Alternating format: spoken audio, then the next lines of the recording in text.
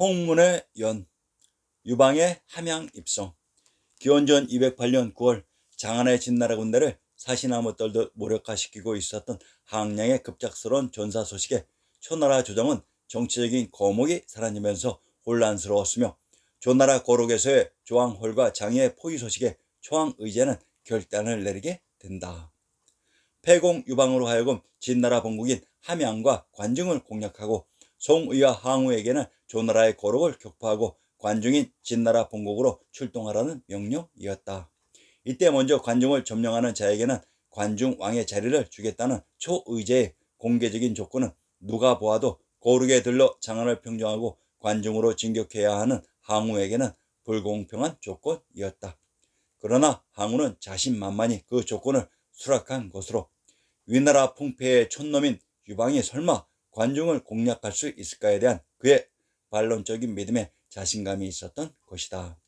관중 공략은 오직 나 항우만이 할 수 있을 것이다. 유방이 진나라의 함양으로 진격하기에 앞서 경유한 곳을 먼저 살펴봅시다. 유방은 패공으로 풍패의 패국을 봉지로 받은 것입니다. 유방은 진료를 공략해 곤량미를 해결하고 이어 남양 군수를 자결케 하고 남양을 공략했다. 이어서 무관으로 들어가 남전에서 진 군대를 격파했으며 몇 개월 후에는 함양 근처의 패상해까지 이르렀다고 했습니다. 반면 항우는 초나라 나경에서 출발해서 금강산의 조나라를 포위하고 있는 진나라의 군대를 격파하고 나서야 함양인 관중으로 진출할 수 있었습니다. 진 3세 황제 자영의 선택. 유방이 자리를 잡은 섬소의 패상은 연나라 지역으로 초나라의 낙양 및 자신의 본국인 풍패로부터 강과 육지를 통해 물류와 인적 자원을 얼마든지 공급받을 수 있는 지리적인 이점이 있었습니다. 유방은 섬서의 패상의 진주를 구축하고 있고 항우는 금강산의 조나라 전투에 참가하고 있었습니다. 진 3세 황제 자영은 깊이 생각하고 있었습니다. 유방은 진시 황제에게 멸망당한 위나라 사람으로 그는 위나라의 왕족 출신이 아니기 때문에 진나라에 대한 반감이 심하지 않았겠지만 항우는 다르다.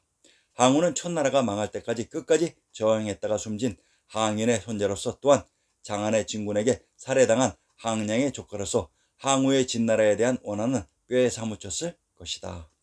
진왕 자영은 이러한 핵심을 꿰뚫고 있었던 것이다. 유방이 진나라 정벌에 대한 출전문을 읽고 함양으로의 공격을 지시하자 진왕 자영은 기다렸다는 듯이 죽었을 때나 입는 흰색 수의에 목에는 죽음을 의미하는 비단끈을 동여매고 길거리로 나와 무릎을 꿇고 유방을 기다리고 있었다.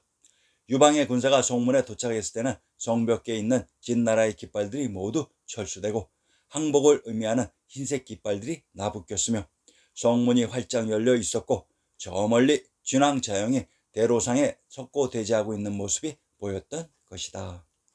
무혈 입성으로 진나라의 함양을 장악한 유방은 진나라의 악법을 모두 폐기하고 국정을 수습하기에 이른다. 그동안 폭정에 시달렸던 진나라의 백성들은 모두 유방 만세를 외치며 새로운 시대가 왔음을 모두 절실히 기원했을 것이다.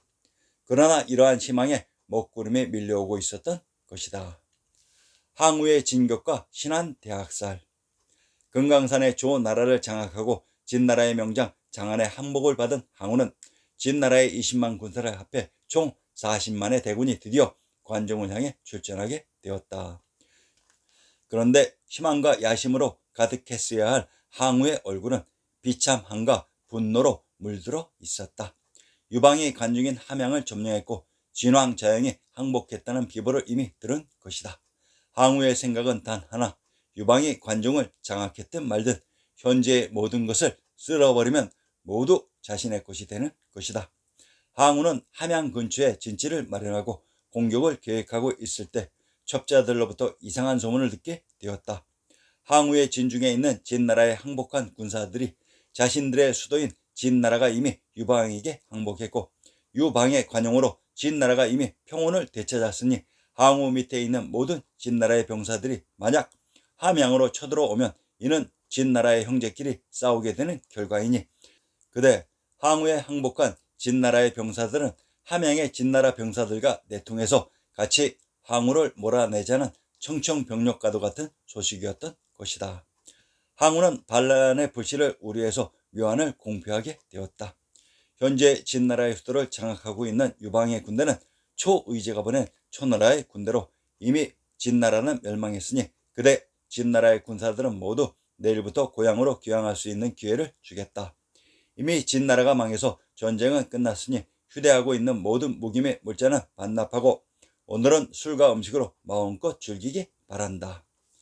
이에 기쁨에 들뜬 죄 없는 진나라 병사들은 귀향해도 된다는 소식에 무기를 반납하고 술과 음식으로 골아 떨어졌을 것이다. 한밤중에 곤히 잠들고 있는 진나라 병사들에게 항우의 명을 받은 초나라 군사들이 비무장인 진나라 군사들을 신안에서 진나라의 장군 장안 사마흔 동해를 제외하고는 대학살을 벌였던 것이고 그들 초나라 군대의 지휘를 영포가 했던 것이다. 영포군은 항우의 해결사였던 것이다. 믿기지 않지만 항우가 진나라 군사 20만을 대학살했다고 하는 신안의 정체를 밝혀봅시다. 신증 동국 여지스남 경상도 송주의 군명이 가야 신안 경산이라고 합니다. 경상도 송주의 군명이 신안으로 이곳이 바로 신도 8경시 무대인 한양 장안이었습니다.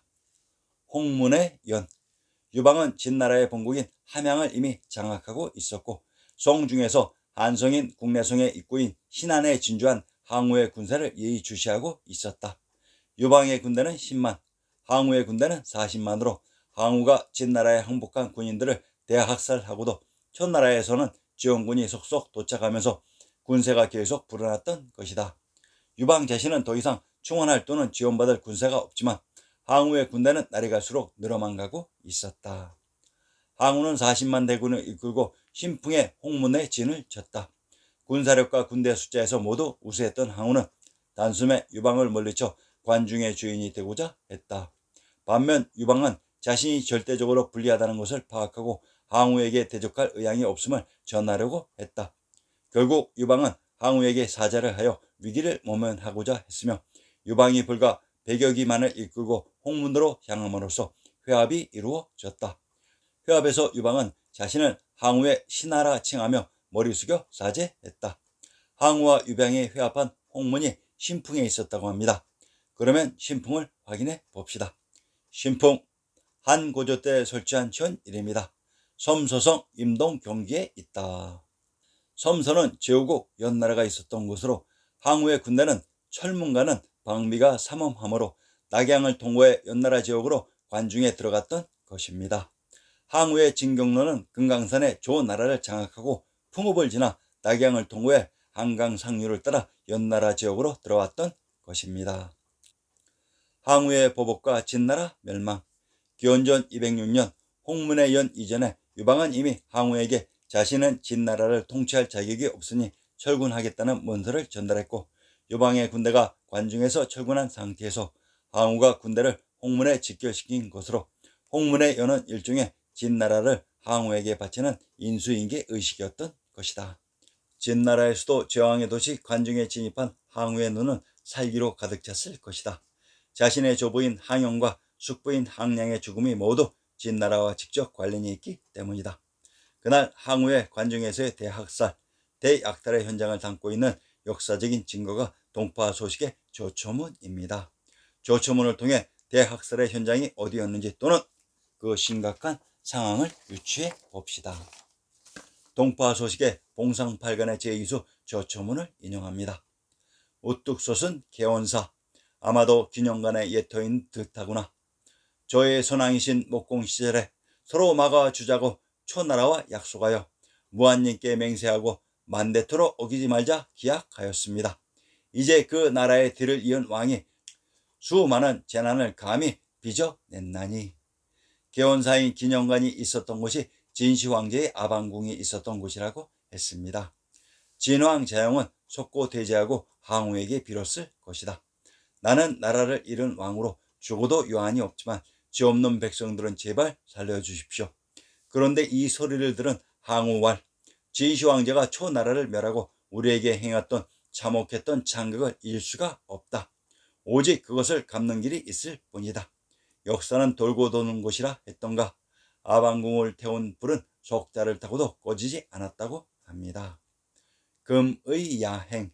부귀를 얻고도 고향에 돌아가지 않는 것은 비단 옷을 입고 방길을 홀로 거니는 것과 같다고 했습니다.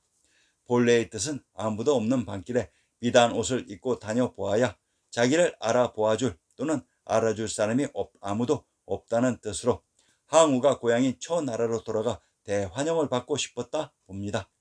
이에 항우는 자신이 불태운 아방궁이 있었던 제왕의 도시 공내성에서 철군하였던 것이다. 항우가 수도로 정한 팽성의 정체는 바로 금의 야행의 글자 중에 있습니다. 과연 어디였을까요?